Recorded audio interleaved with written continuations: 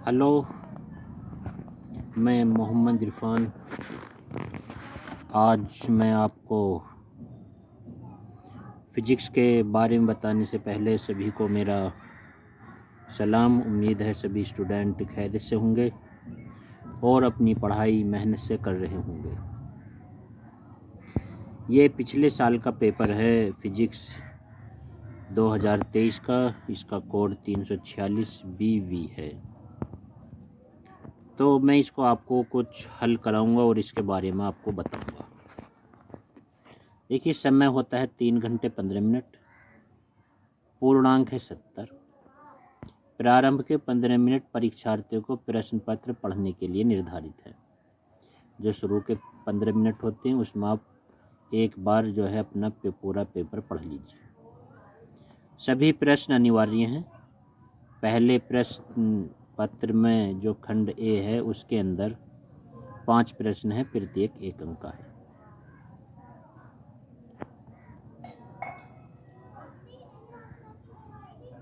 तो इस प्रश्न पत्र को 5 खंडों में बांटा गया है।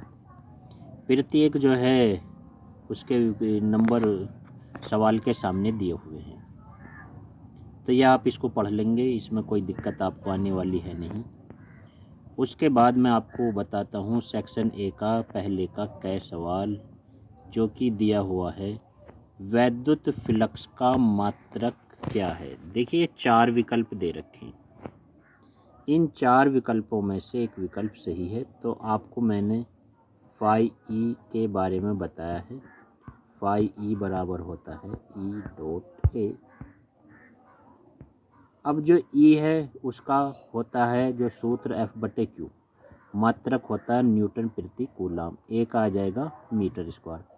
तो इसका विकल्प सेकंड सही आ जाएगा, न्यूटन मीटर स्क्वायर प्रति कूलम। उसके बाद है सेकंड ख सवाल, चल कुंडली धारा मापी की सुग्राहिता में वृद्धि की जा सकती है कुंडली का क्षेत्रफल बढ़ा करके।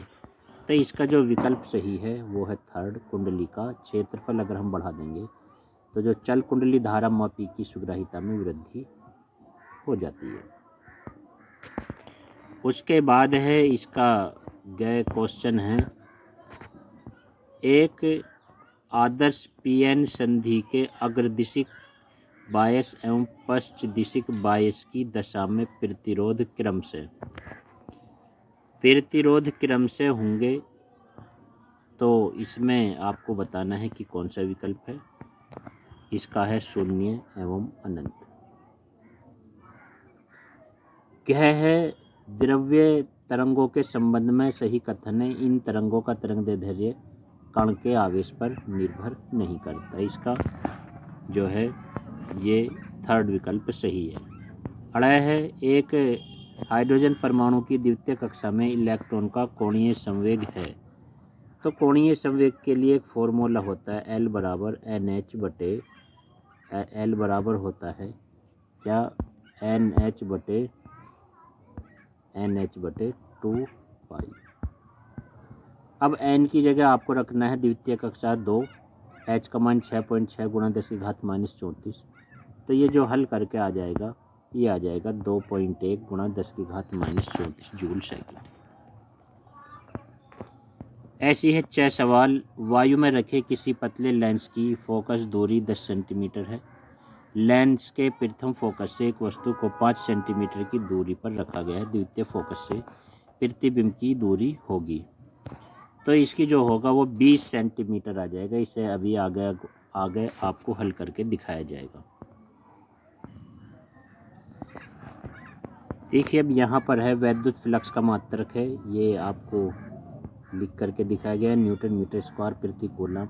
चल कुंडली धारा मापी की सुग्राहिता में वृद्धि की जा सकती है कुंडली का क्षेत्रफल बढ़ाकर। एक आदर्श पीएन संधि के अग्रदिशिक वायस एवं पश्चदिशिक वायस की दशा में प्रतिरोध क्रम से 0 और अनंत होता है। द्रव्य तरंगों के संबंध में सत्य कथन है, इन तरंगों का तरंगदैर्ध्य कण के आवेश पर निर्भर नहीं करता। हाइड्रोजन परमाणु की द्वितीय कक्षा में इलेक्ट्रॉन का कोणीय संवेग है। तो वहाँ पर मैंने आपको बताया था कि इसका आंसर इतना है, लेकिन अब इसको जो है हम हल करेंगे कि किस प्रकार है ये।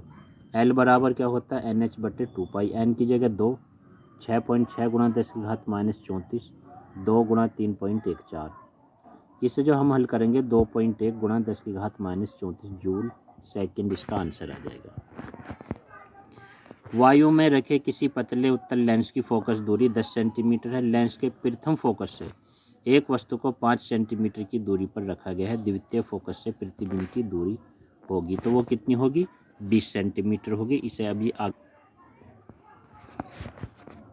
तो आप देखिए यहाँ पर इसे, ये लेंस है उत्तल लेंस, इसके सामने प्रथम फोकस से वस्तु की जो दूरी दे रखी है इसने 5 सेंटीमीटर दे रखी है, और इस प्रथम फोकस से द्वितीय फोकस है एफ डैश, तो इसकी फोकस दूरी है 10 सेंटीमीटर। तो यहाँ से लेकर के यहाँ तक इसकी जो दूरी है 10 सेंटीमीटर और ये है 5 सेंटीमीटर, तो टोटल मिलाकर हो जाएगी 15 सेंटीमीटर।